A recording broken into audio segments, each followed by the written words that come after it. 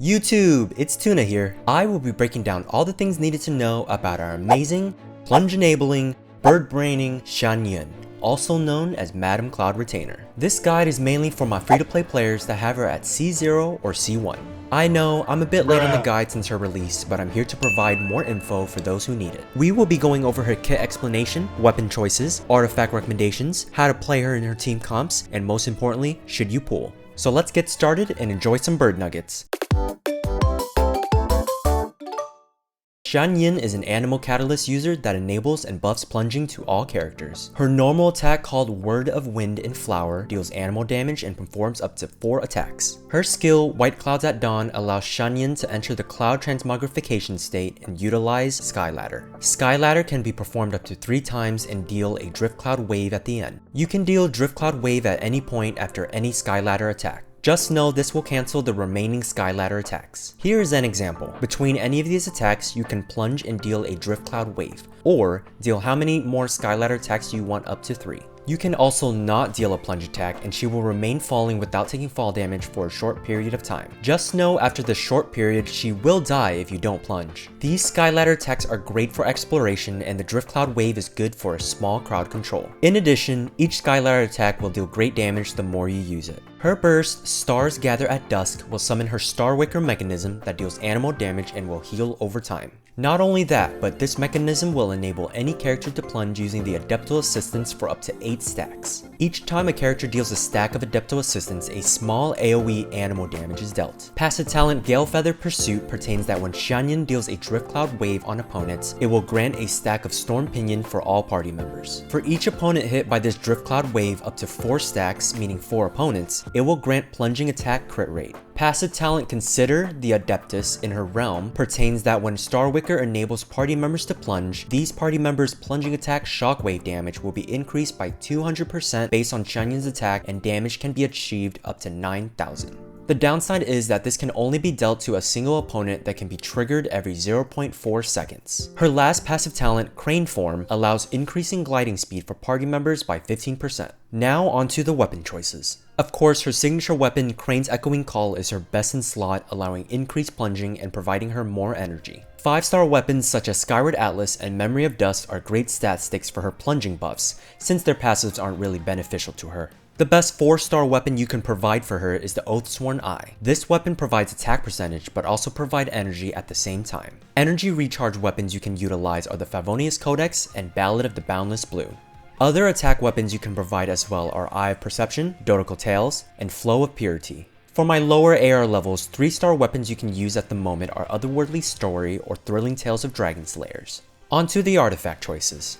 These 3 artifact choices are used in different scenarios and provide different buffs to your party members. Apply these recommendations to your team comp and likings. A great choice you can equip to your Xianyun is the 4-piece Songs of Days Past. This set increases Xianyun's healing while providing all types of attack buffs. The more heal output Xianyun does, the more buffs that take place. This set is great if there's a party member that already has the Noblesse set. The second set would be the Noblesse set. If a party member doesn't have one of these, Xianyun can take care of that for you.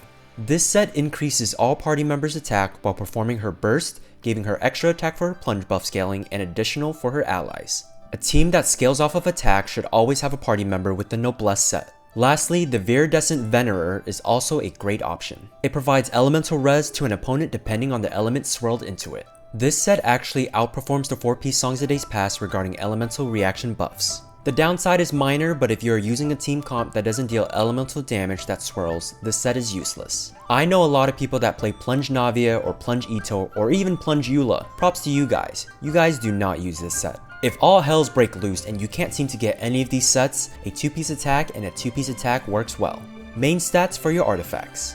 For the sands, you can use either an attack or energy recharge sands. For goblets, give her an attack goblet. For circlets, provide her a healing bonus or an attack circlet. For substats, rely on mostly attack percentage, energy recharge, and base attack. If you are going to run Favonius Codex, make sure to have crit rate as well. Recommended overall stats. Since her burst costs 70 energy, you want to give her at least up to 160 to 180% energy recharge. If you have more than one Anemo character in your team or have her at C1, this can be lowered to 140 to 160% energy recharge. For her overall attack, I highly recommend her to have at least 2300 to 2600 as a basis. Double pyro characters in your team will aid this tremendously. Here are some recommended team comps that I think are pretty fun and deals quite a lot of damage.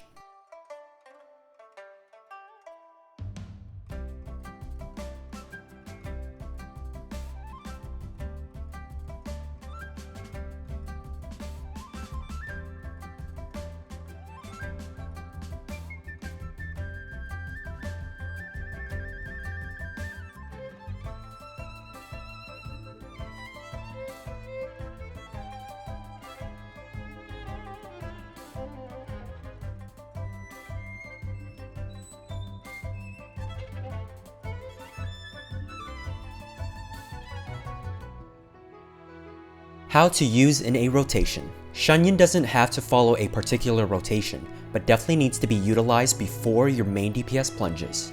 Use her skill first to increase plunging crit rate for your party members, then burst to allow up to 8 Adepto Assistant plunges. Swap to any support character before or after, depending on your support duration, and go ham with your DPS. Afterwards, make sure to frequently swap to Xianyun for more skill hits for continuous plunge crit buffs and energy for her burst. Repeat rotation and see some wicked plunging from your main DPS. The ultimate final question is, should free-to-play players pull for Xianyun? And that is a straight up no. She is a super specific character. She is a slot for plunge enabling. It is a waste considering if you want to go for another support or sub DPS on the team. If you don't have a great healer or if you like her gameplay and personality, go for it. But she is there mainly for our plunging players that love to spam jump and hit opponents from the sky. So that is it for what you need to know about Xianyun for a free-to-play. Hope I was able to help and provide information for our Birdie Cloud Retainer. Make sure to like and hit that subscribe button if you want more guides like this.